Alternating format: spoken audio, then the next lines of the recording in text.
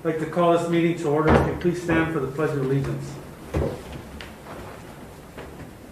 I pledge allegiance to the flag of the United States of America and to the republic for which it stands, one nation, under God, indivisible, with liberty and justice for all. Thank you. Roll call, please. Mayor Donald Hewitt. Here. Mayor Pro Tempore Margaret Morales. Present. Councilmember Mitch Lindemann. Here. Councilmember Dania Acosta. Present. Councilmember Ray Shelton. Councilmember Michael Valdenegro. Present. Councilmember Jose Grijalva. Here. Interim City Manager, City Treasurer Luis Pedrosa. Present. And Mr. Mayor, for the record, Councilmember Ray Shelton is excused. Yes. He's a grandfather again, so that's great news to hear that. Item number 4, presentation discussion pertaining to water and sewer utility rate study. Mr. Pedrosa, please. Thank you. Good evening, Good evening, Mr. Mayor, members of council. The City of Douglas commissioned a water and sewer rate study, I want to say in the fall of last year. We are working with the 65th North Group. Mr. Dave Ross is here today to present on a summary of those results. So with that said, I will go ahead and turn it over to Mr. Ross. Office preferred, Mr. Ross, because we're broadcasting this, so of course we want people to hear. Thank you. Absolutely. Hopefully this is on. Enough anyway. Thank you, Luis. I'm Dave Ross. I'm President and CEO of 65th North Group. And just real briefly about me, 30 plus years in government and consulting, including serving as utility director and a city and county manager. Degrees in public administration and financial management as well. So with these slides, I want to be able to spend as much time on them as you would like. So what the plan is I'm going to go through them relatively quickly as I discuss what's on them. And at the end, with any questions that you have, I'll absolutely go back and we can address or discuss anything that you're interested in further.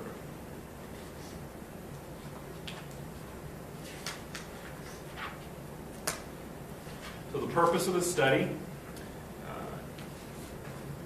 the city wants to obtain an independent review of water and sewer rates, where they're at, what money is going to be necessary at an absolute minimum to accomplish what the utilities need, each of the respective utilities over the next 5 years.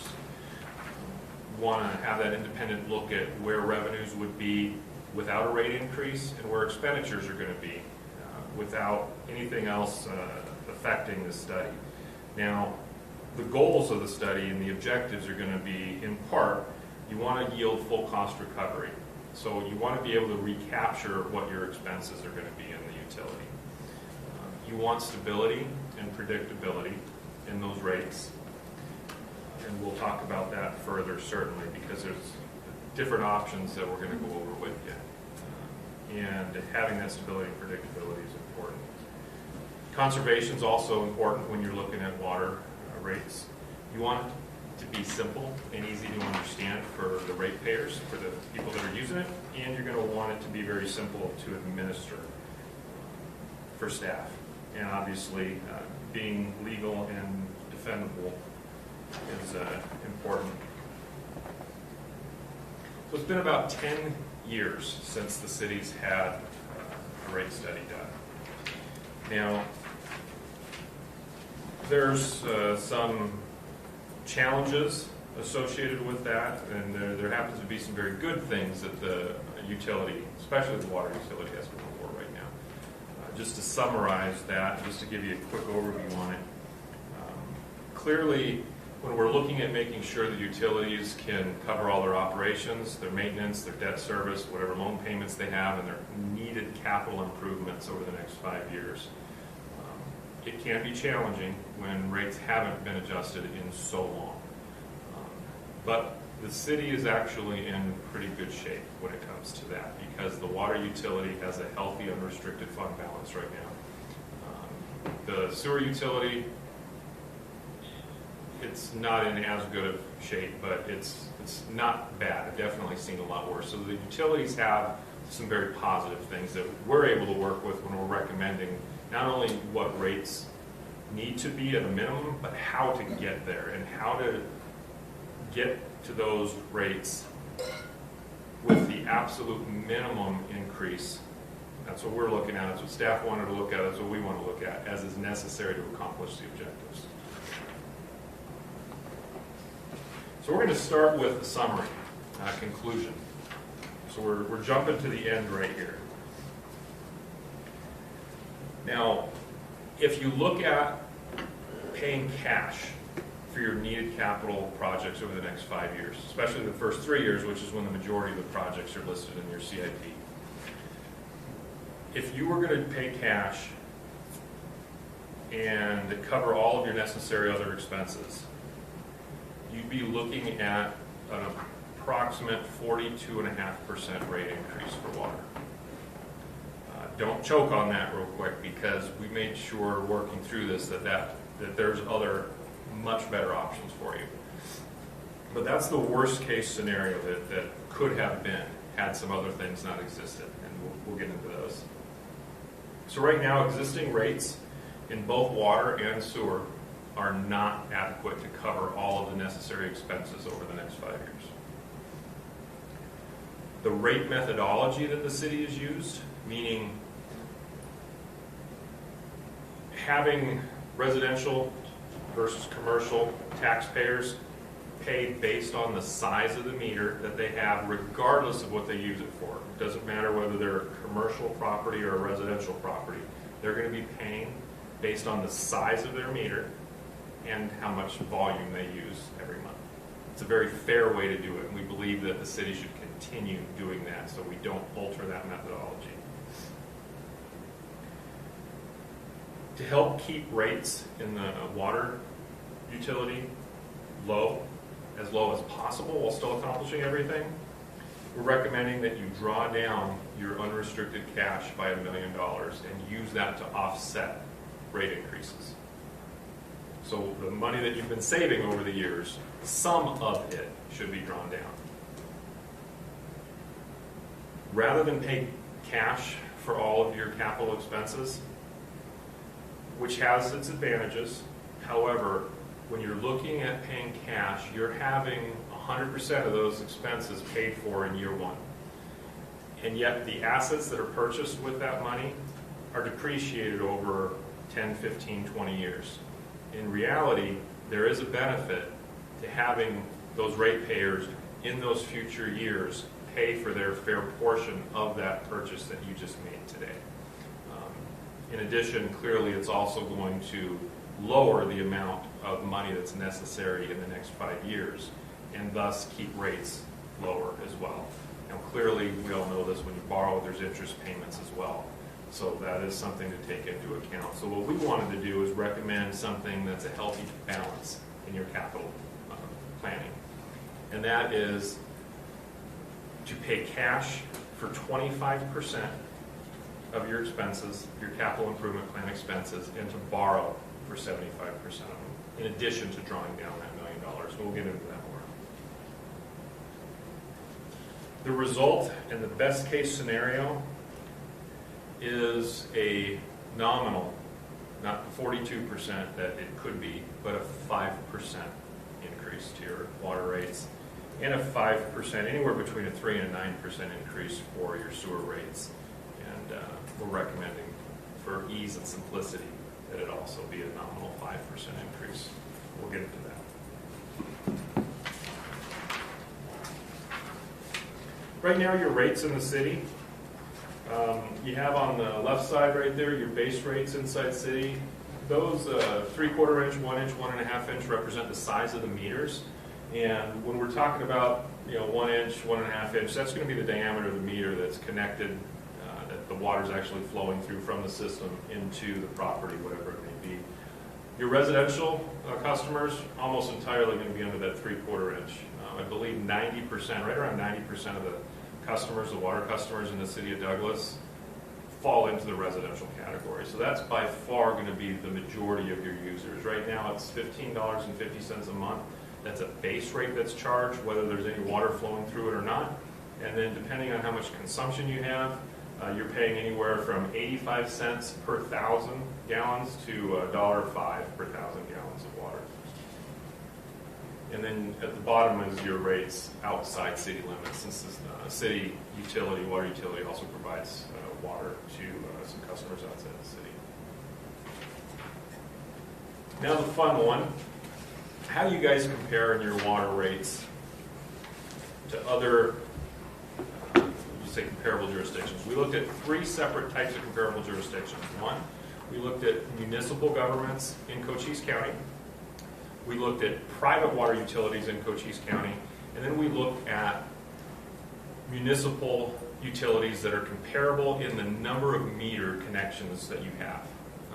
You guys have around, I think, 5,800 connections, somewhere in there. It fluctuates. And so we looked at between 4,000 and 8,000 connections throughout the state of Arizona. And on this slide, this one we're looking at Cochise County Municipal, and which includes Tombstone, Wilcox, Benson, and Huachuca City. Sierra Vista and Bisbee both have a contract with a private water provider, so that information's on the other slide here.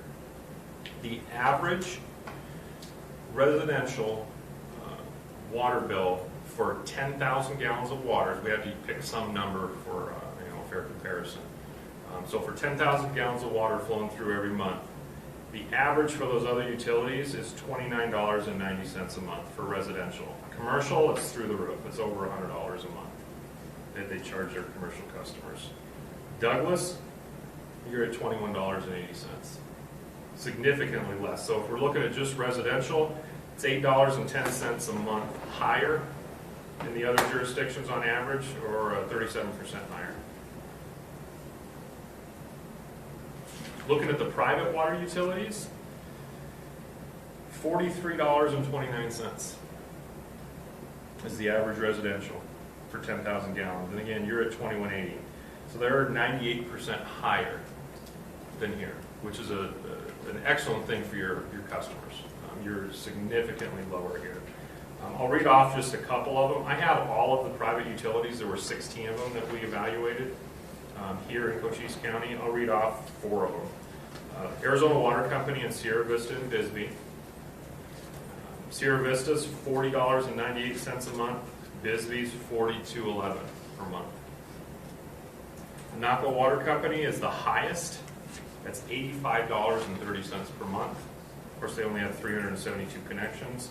And the one that has the most similar number of connections would be Pueblo del Sol Water Company. And that's 5,021. That's the closest to Douglas. And they're at $27.25 a month.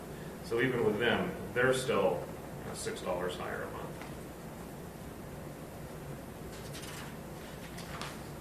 Now, statewide, the municipal utilities statewide that are similar in the number of connections include Nogales, Marana, Payson, Safford, San Luis, and Sholo. The average between them is $39.47 for residential. And again, commercial is significantly higher. Douglas is $21.80. Dave, before we go any further, can you just explain the residential irrigation and how that's separate from regular residential and give examples of who that might be? Yeah, as far as examples, that's probably going to be better for Luis as far as the number of examples. But residential irrigation, you're going to have a separate meter set up outside of your house. And it's very clear because you're not going to be paying sewer charge on that meter because it's designed intentionally for irrigation. And it also has a separate rate attached to it because for the city and for what a lot of cities are doing, they understand that people are using it for a different purpose. It's not for drinking water. It is specifically with the intention of irrigating and watering your yard. And most locations are going to charge a premium for doing that because it's not something that everybody considers as absolutely necessary. It doesn't necessarily go with the conservation mindset, but it is important that people have that opportunity to use irrigation. It's also commonly used for golf courses and whatnot, but that, of course, what we're using the comparison here is for residential irrigation.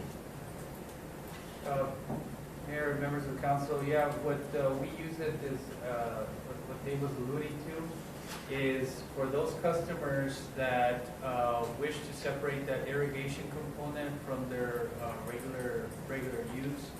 And what the benefit is that they are able to not have to pay the base fee, at least here for the city of Douglas, but pay the consumption of water that they use.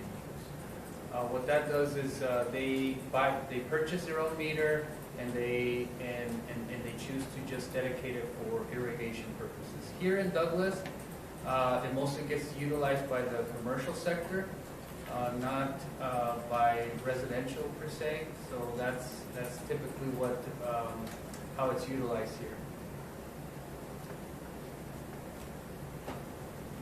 Thank you. Not that you can see this very well, it's a graph of the rates for that last statewide comparison and where Douglas is and then what the deviation is. So as you can see, there isn't a single one of these comparable jurisdictions that has lower water rates on average than the city of Douglas. Douglas is the lowest on all of them with a 1767 average deviation.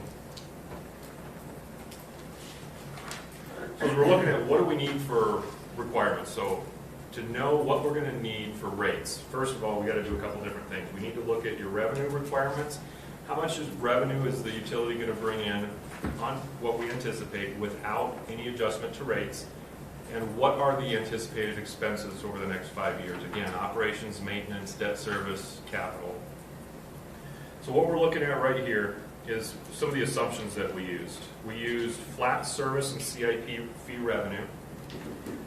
So every month you get your base fee, which is going to include a CIP fee revenue component to it. That has historically been pretty flat for the last several years.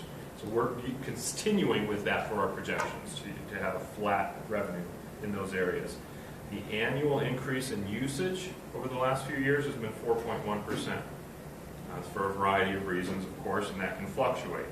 But we use that same 4.1% just for the purposes of the evaluation. Reconnect fees have been flat. We continued with that. And your annual increases to miscellaneous revenue has been 2%. And that's typically going to be your new meter installs and your credit card fees that are charged to folks that choose to pay with their credit card. Your investment income has been relatively flat, so we continued with that. That's simply, of course, the interest that you're earning on your available cash. Now, one of the things we recognize is if you draw down that $1 million, you're going to have less available cash, and you're going to actually most likely have a decrease in this area. However, the amount of interest that's earned on an annual basis is so negligible, we're not going to worry as far as the calculation goes. It's not worth worrying about it for this purpose.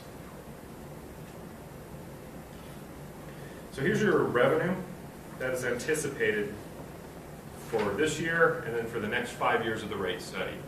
Add them all up, it's $13,288,427.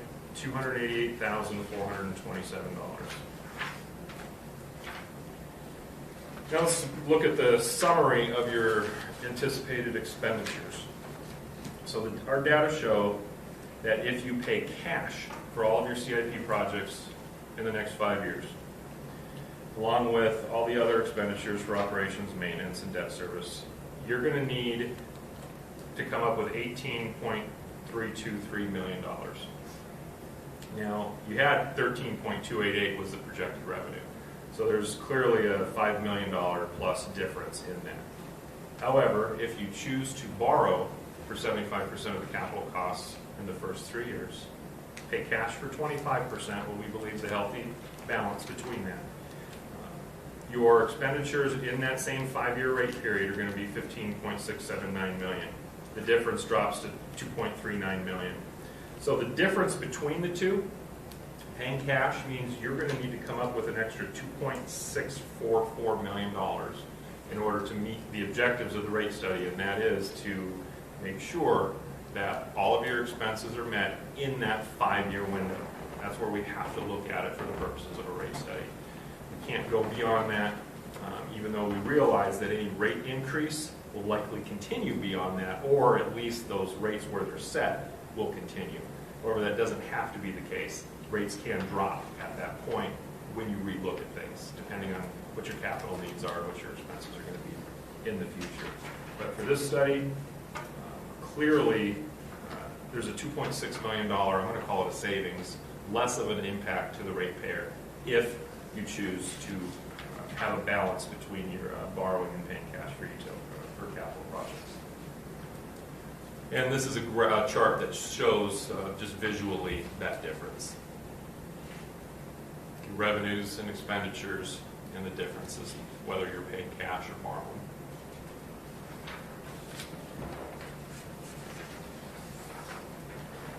Now, one of the things that's important is the amount of available cash that your utility has available for a wide variety of things. Emergencies are not the least of which that you want to make sure you have money available for.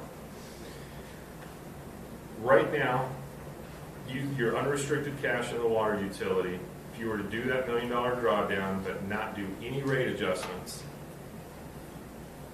and this is using the borrowing scenario, your available cash as a percentage of your annual expenditures by FY26, so 5 years out, will drop to a very unhealthy 5.84%. And that's with the borrowing. If you were to pay cash, it would drop to, I think it's 0 by FY22 or 23, which that can't happen. However, one of the three, we're providing 4 options to you as far as recommendations, and one of them very specific. Option 3, which we'll get to, is what we're going to recommend for your consideration. And that's the one that's going to have the balance of paying cash and borrowing, drawing down $1 million, and being able to keep the increase to just 5%, and to be able to accomplish everything. Doing that, your estimated fund balance in the water utility will still be over 90% in 5 years.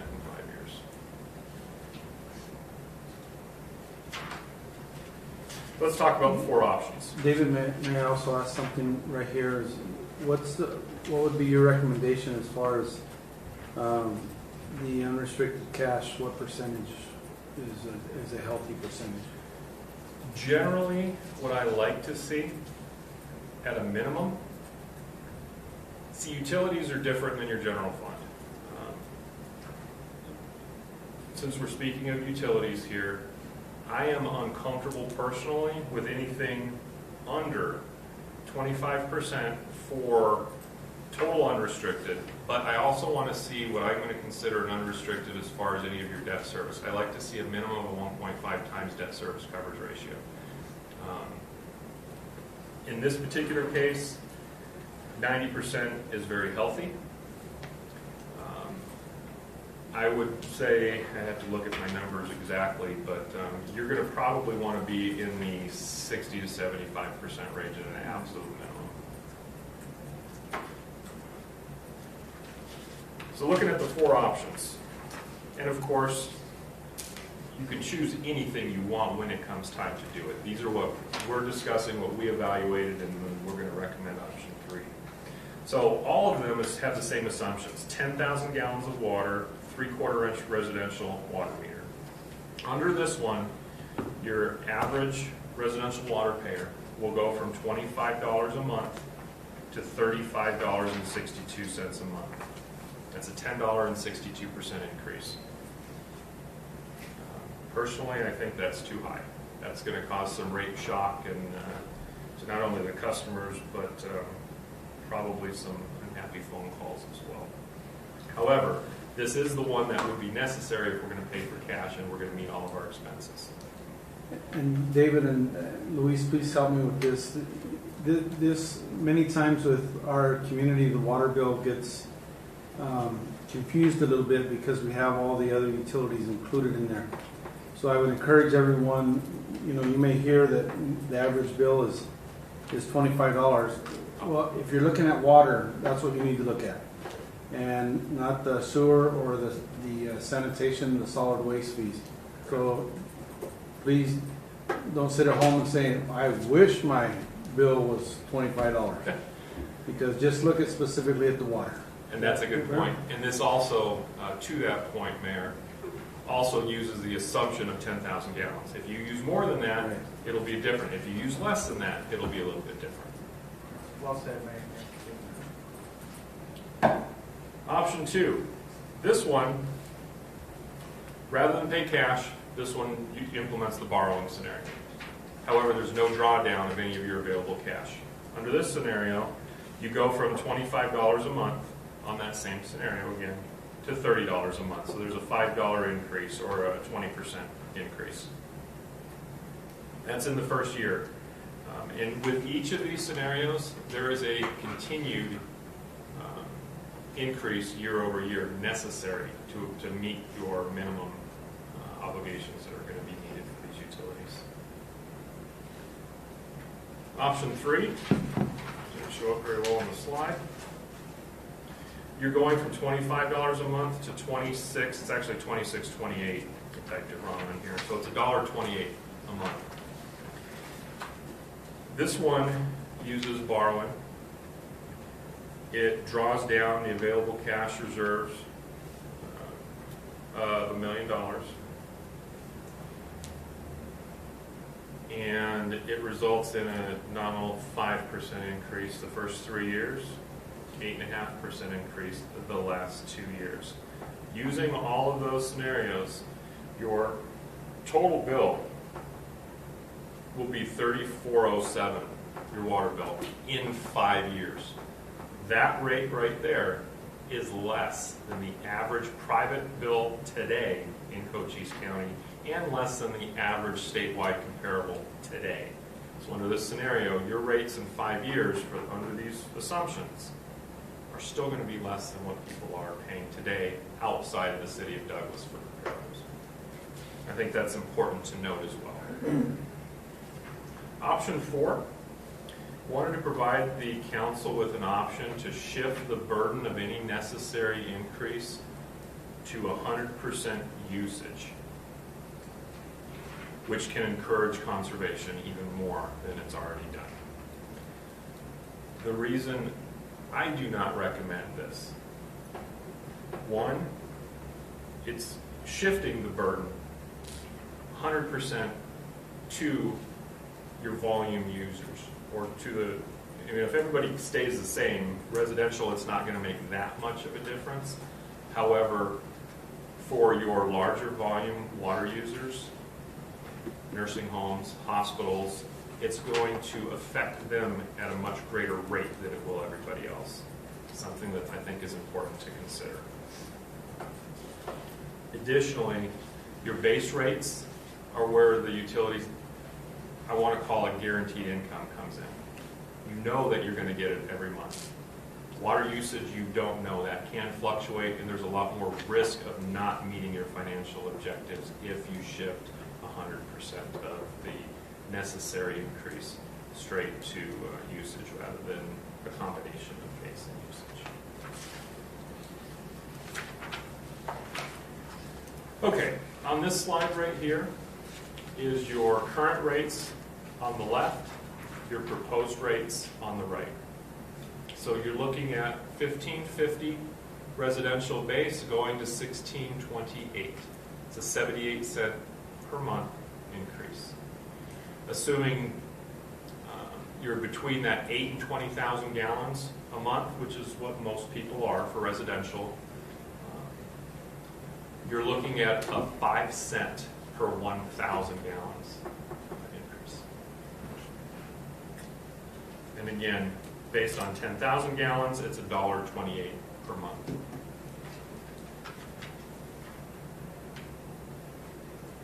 So let's look at option 3 on this slide.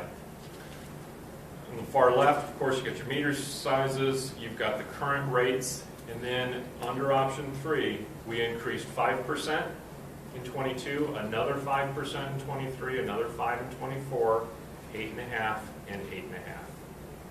So you can see what you would be going to for all 5 years under this rate study.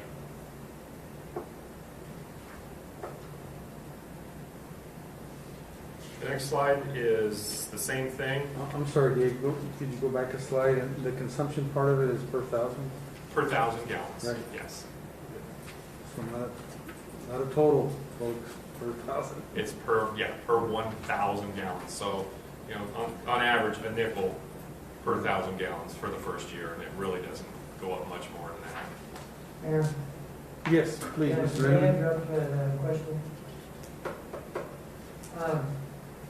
Most of the people, or I think the households that I know, are less than 3,000 or so. How did you come up with an average of $25 then? That's based on a 10,000 gallon usage. Looking at the city's historical data, 12,000 is actually the city's residential average, right in that range.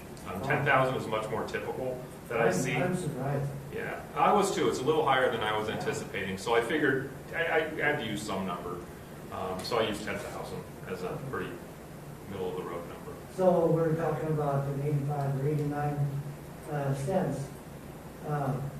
Say if you're one of those elderly that don't use water, then their bill is not going to be in the 50s. It's going to be the 26 or something, right? Correct. Yeah, okay. Yeah, it would just be the base, the 5% on the base rate, so 78 cents a month. Or something like that. And That's a lot less scary, and I think that should be put out first. Exactly. Yeah, those type of scenarios. okay, Thank you, Mr. Raymond. Mhm. Please, Dave. Thank you. and then your outside rates going from $19.50 to $20.48, so 98 cents a month if you're outside of city limits. It's the same percentage, it's just representative of what the current rates are and what they would go to. And then again, it's if you use 3,000 gallons or less a month, it's a nickel per 1,000 gallons, or that's a nickel for the same all the way up through 30,000 gallons a month. It's the same nickel, at least for the first year. And Dave, did you look at any, or give me the philosophy on the scenario of not doing 4 inside and 7 outside type of scenario? Oh, we can. Be more than happy to. It was just for the sake of argument, because there's so many different usages that are out there. I mean, you could have obviously a couple thousand gallons a month that are used. You're going to have 100,000 gallons a month that are used for certain customers as well. And we'd be happy to, in the final report, be happy to run a couple of additional scenarios for anything that you deem might be best received from the public, so it can more accurately reflect where they may fall into a scenario. I think that'd be very useful. Extremely. And Luis, if, I don't know if we could break down our CIP to what we're looking at for outside versus inside type of thing. I know some are going to overlap, obviously, but you know that also I think would be valuable information to make a decision in the end.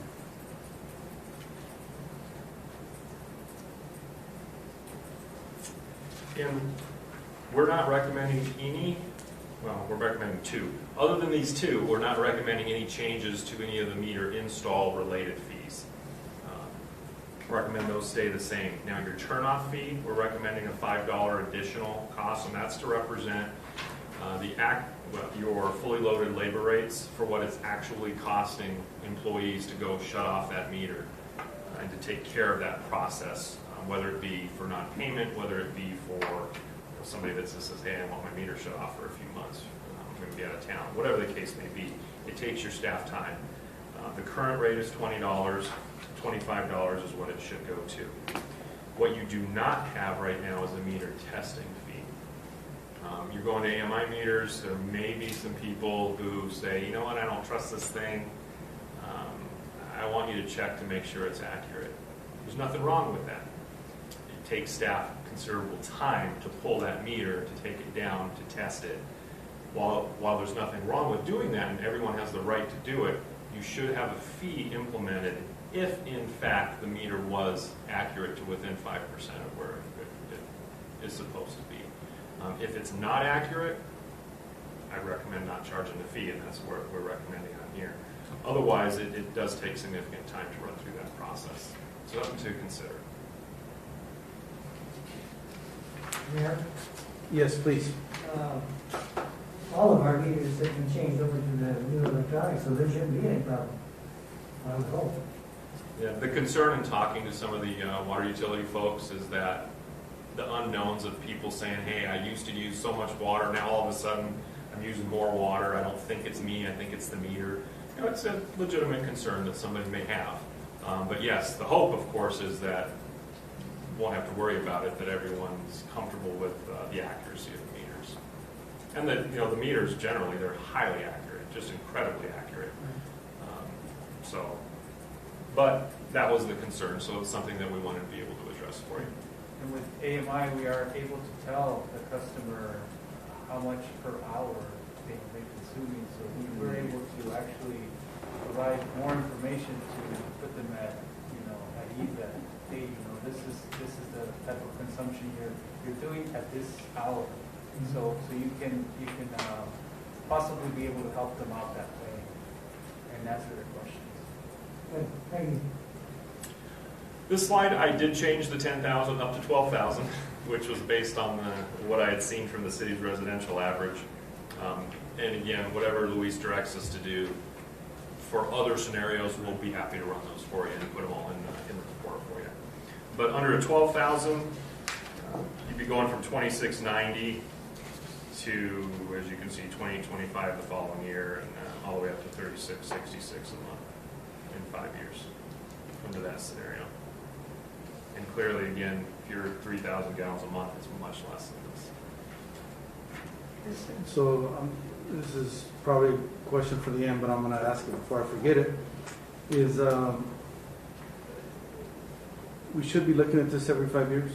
Yes, Thank you. it's important.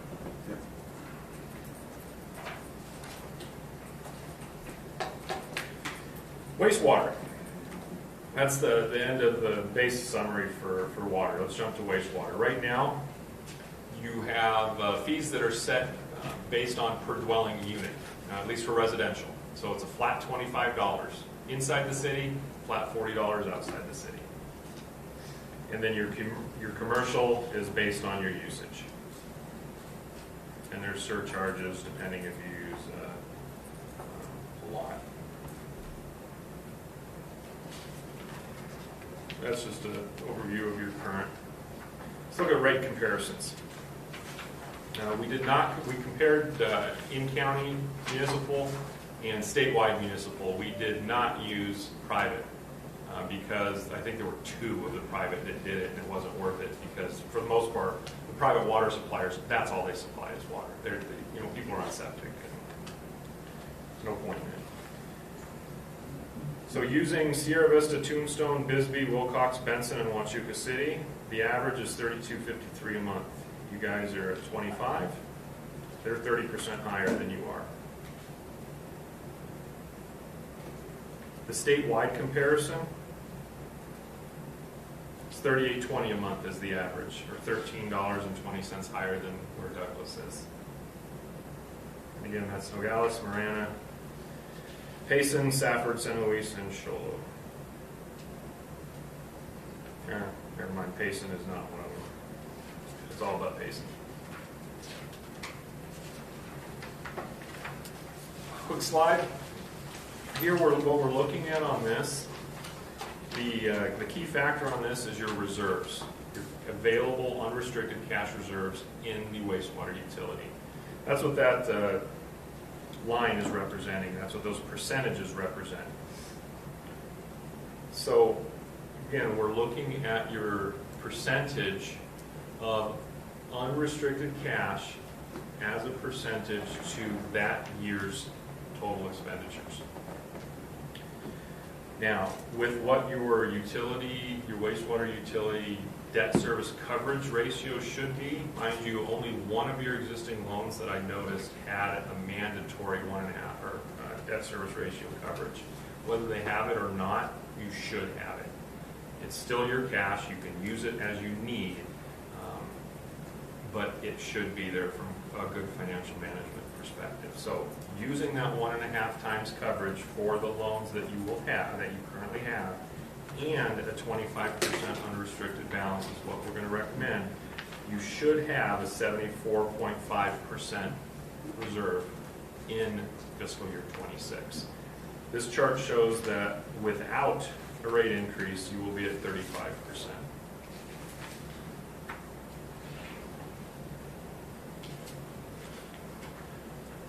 So the wastewater rate recommendation,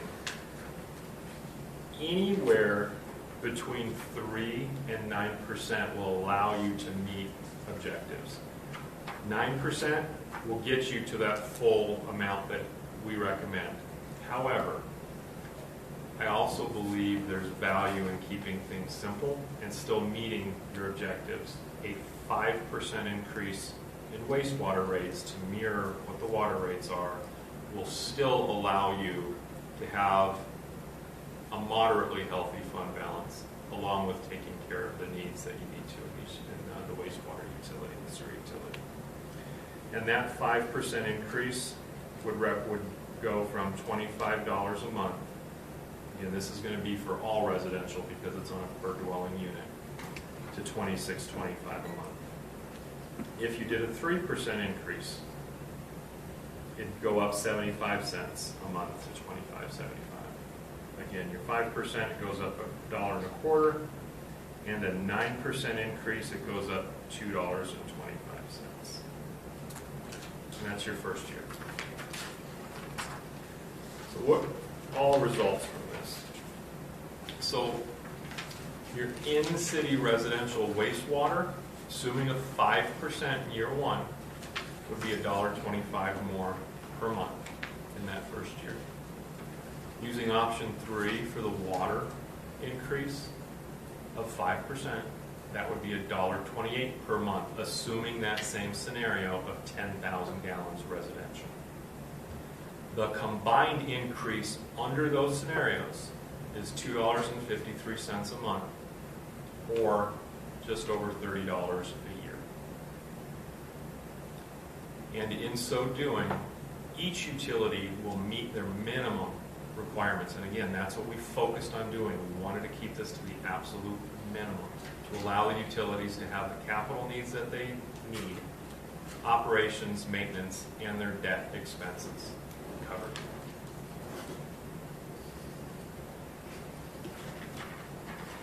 And with that, if there are any other questions.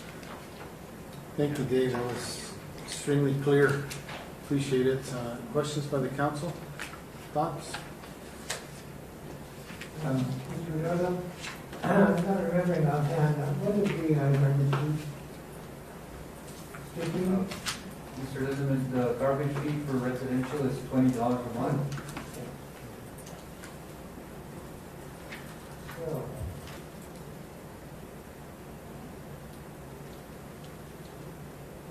And that, you're not looking at increasing those at this point? That's correct. This is just water and sewer. Unless the county goes crazy and wants to raise the tipping fees. Mayor? Yes, please. Mr. Ross, we're looking at annexation for Bay Acres. I don't know if you... Yeah, that was taken into the consideration Oh, for was it? this. Yeah, we used the anticipated additional revenue that we projected from the Bay Acres annexation into what's come in already, and included that in the revenue projections in order to help develop the recommended rates. Okay. Thank you. Thank you. Anyone else? I would just like to say that, as with most all of our study sessions, this information is given to us, and now we need to be formulating our own thoughts on how this would be implemented or not implemented at all, and live with the consequences. So if you have these type of scenarios that were brought up tonight that you would like to look at, please give them to Mr. Pedrosa, and they can discuss it within the staff with Dave and everybody else at Public Works, and see if that is even feasible and how that would work. And then I'm sure it'd end up at Dave Ross's table, and he could figure that out for us. So think of those things, talk to your people, see what they say, and then we can, because it's something that needs to be looked at. Maybe going too far, but that's where we're at. Anybody else? We have a very rambunctious group in the crowd tonight. That's, They've started a way to wake everybody up. I think that's why the light went on. We're doing that. Thank you very much.